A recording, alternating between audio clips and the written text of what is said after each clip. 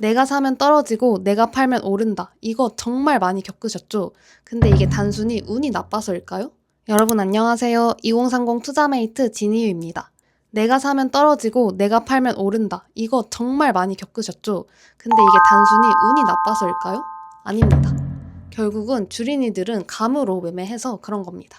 제가 오늘 설명드릴 지표 3가지만 알고 있어도 내가 사면 떨어질 확률이 확 낮아집니다. 그러니까 이번 영상 정말 너무너무 중요하니까 영상 꼭 끝까지 시청해주세요. 첫 번째는 주식의 기본 중의 기본인 이동평균선입니다.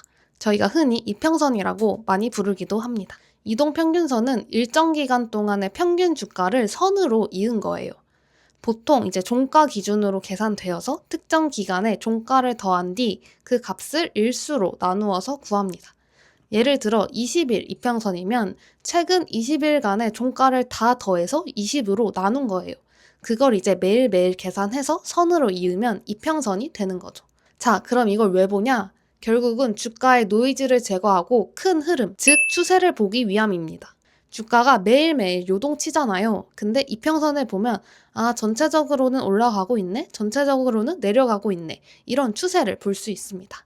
그래서 보통 시장에서 제일 많이 사용하는 건 5일, 20일, 60일, 120일, 200일 이평선입니다.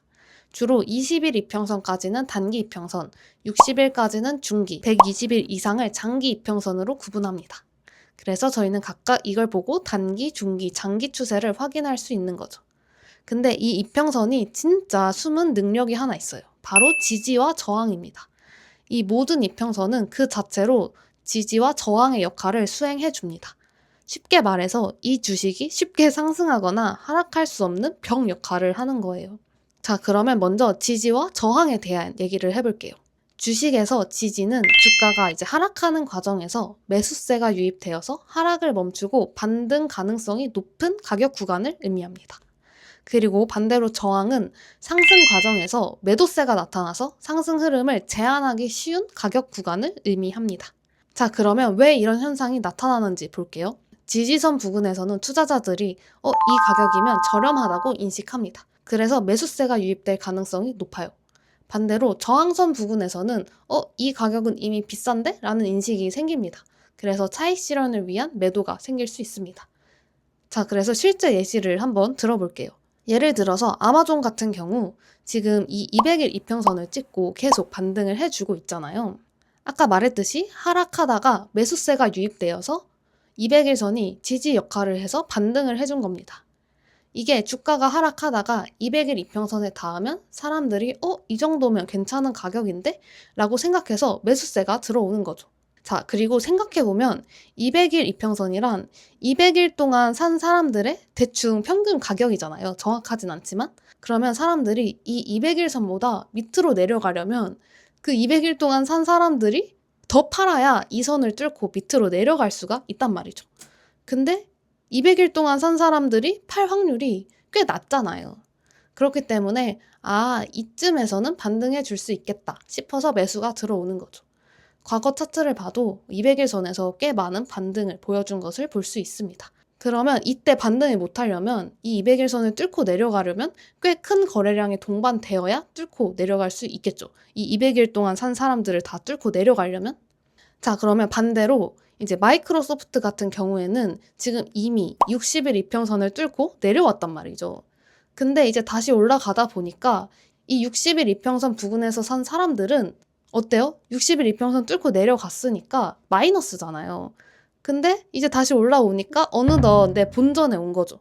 근데 이미 뚫고 내려간 경험이 있으니까 파는 거예요. 왜? 더 떨어질까 봐. 그래서 이때는 이 60일 이평선이 저항의 역할을 하는 겁니다. 그래서 이렇게 이평선은 지지와 저항의 역할을 해줄 확률이 아주 높기 때문에 저희는 꼭 이 이평선을 보고 매매를 해야 합니다. 그러니까 주린이들은 이 자리를 모르니까 지금 지지받는 자리인데 떨어지니까 무서워서 팔아버린 거죠. 근데 알고 보니 지지받는 자리야. 그러면 이제 내가 팔면 이제 오르게 되는 대표적인 예시가 될 수 있습니다.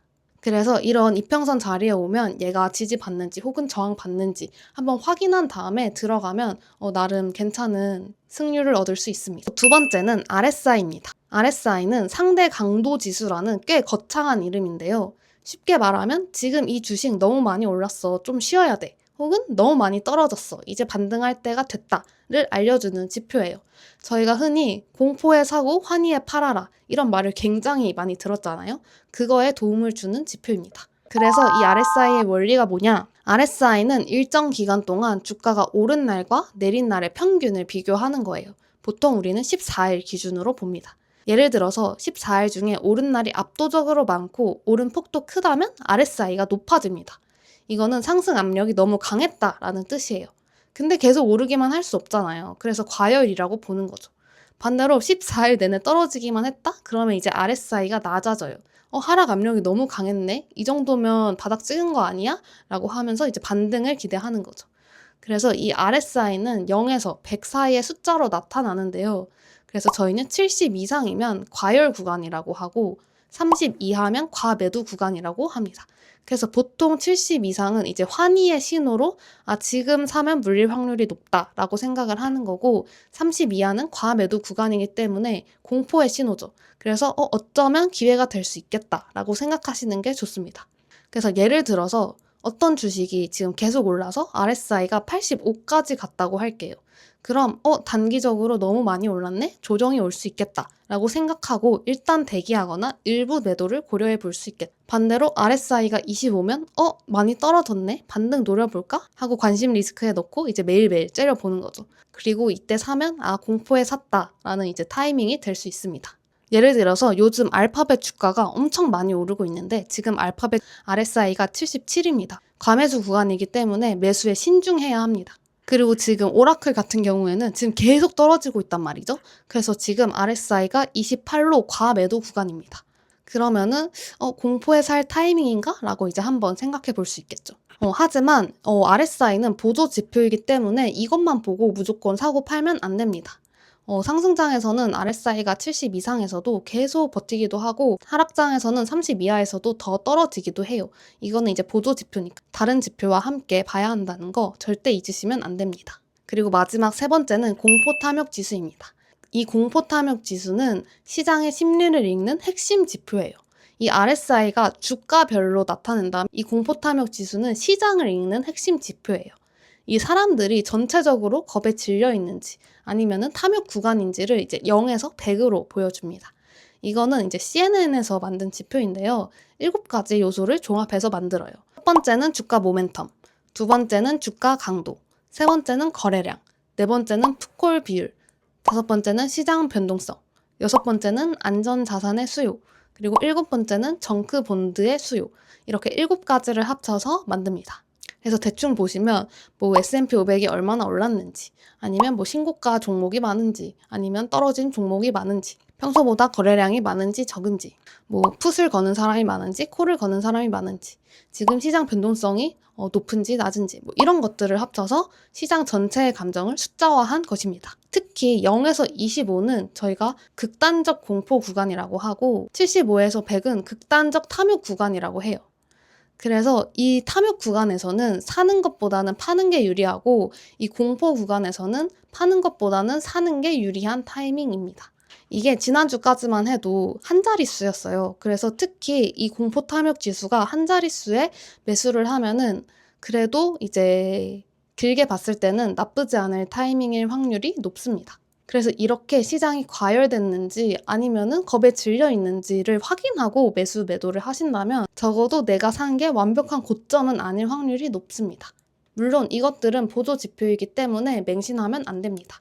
하지만 알고 투자하는 것과 모르고 투자하는 것은 천지 차이이기 때문에 꼭 오늘 내용은 투자하실 때 참고하셔야 합니다. 그리고 여러분 번외로 투자가 어려우신 분들을 위해 제가 저의 시크릿 투자 노트를 볼 수 있는 텔레그램 방을 개설했습니다. 올해까지만 무료로 시범 운영을 할 생각이고 내년부터는 멤버십으로 인사드릴 것 같습니다.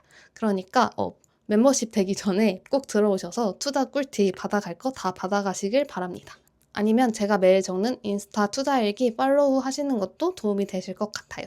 오늘 영상 도움 되셨으면 좋아요랑 구독 부탁드립니다. 자, 그러면 이번 주도 고생하셨습니다. 안녕.